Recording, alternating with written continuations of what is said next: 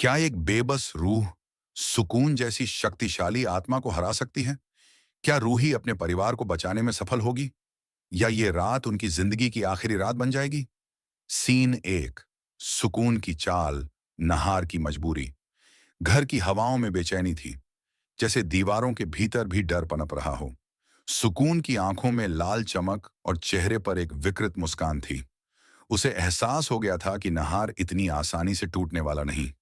इसलिए उसने ऐसा खेल रचा कि नहार का दिल दहल जाए।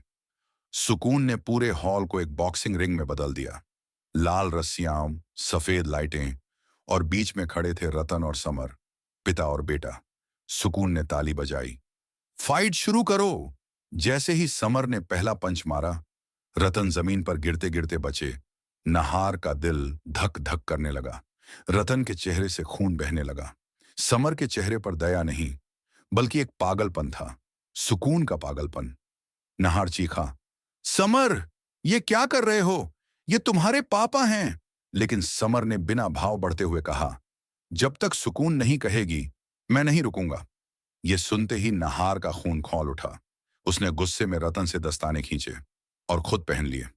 अगर लड़ाई का इतना शौक है, तो सामने मैं हूं। सीन दो।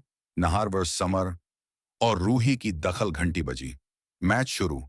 समर के हर वार को नहार ने ब्लॉक किया और पलटवार में इतनी जोर से मारा कि समर पीछे जा गिरा। सुकून की आंखें गुस्से से तड़क उठी। रूही, जो अपने ही शरीर में बंद थी, वह सब देख रही थी।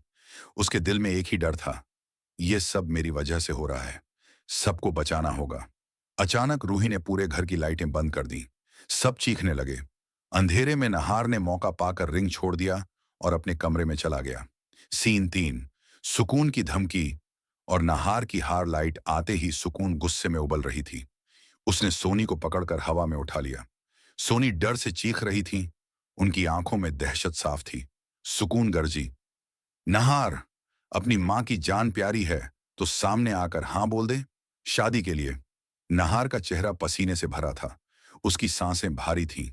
उसके सामने मां और दूसरी तरफ खुद की जिंदगी। आखिर नहार टूट गया।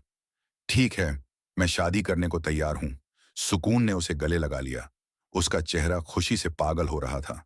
रूही दूर खड़ी रो रही थी, लेकिन उसके अंदर कुछ टूटता नहीं, बल्कि जागता हुआ लग रहा था। सीन चार। रूही की वापसी का सफर। रूही जानती थी, अगर अब नहीं तो कभी नहीं। वह हवा में उड़ती हुई सीधे बजरंगबली के मंदिर पहुंची। मंदिर की घंटियां अपने आप बज उठीं। एक तेज हवा चली। पंडित जी पूजा में थे। तभी सिंदूर की थाली अपने आप उठकर हवा में तैरने लगी। पंडित जी डर तो गए, लेकिन तुरंत हाथ जोड़कर बोले, जो भी है, बालाजी तुम्हारे साथ हैं। रूही सिंदूर की थाली लेकर सीधे घर लौटी। सीन पांच। सुकून पर पहला वार। घर में सुकून दुल्हन जैसे तैयार होने लगी थी। लाल फूल, मोमबत्तियां और डरावनी खुशबू पूरे कमरे में फैली थी। नाहार बेचैन खड़ा था। उसकी आंखें कह रही थीं कि वो टूट चुका है। तभी अचानक हवा के झोंके के साथ रूही ने पीछे से सुकून पर पूरा सिंदूर डाल दिया। सुकून दर्द से चीख उठी। एक काली धुआं जैसी परत उसके शरीर से बाहर आने लगी। नहीं! वो तड़प उठी और रूही का शरीर छोड़ने पर मजबूर हो गई। सीन छह। रूही की वापसी और परिवार की मुक्ति। रूही जैसे ही अपने शरीर में लौटी, उसकी आंखों में चमक थी। उसने तुरंत नहार का हाथ पकड़ा। चलो, सबको बचाना है। दोनों ने मिलकर वह सिंदूर पूरे परिवार पर डाला। सुकून के वशीकरण का असर टूट गया। सबकी आंखें खुलीं, सब रोने लगे और रूही को गले लगा लिया। पर असली युद्ध अभी बाकी था। सीन सात। सुकून की आखिरी लड़ाई। सुकून गुस्से से पागल हो चुकी थी। उसकी चीखें दीवारों को हिला रही थीं। वह रूही की तरफ झपटी, लेकिन जैसे ही उसने रूही को छुआ, पवित्र सिंदूर की शक्ति ने उसे दूर फेंक दिया। रूही भागकर उसके कमरे की तरफ दौड़ी। सुकून पीछे पीछे चिल्ला रही थी, रूही, रुक जा, ऐसा मत कर। रूही कमरे में पहुंची और पूरे कमरे में सिंदूर फेंक दिया। सुकून का संदूक, उसकी पेंटिंग, उसकी तंद्रा से भरी चीजें, सब सिंदूर से लाल हो गईं। एक जोरदार धमाका हुआ और सुकून की आत्मा एक तेज रोशनी के साथ गायब हो गई। घर की हवा हल्की हो गई। दीवारों का डर घुल गया।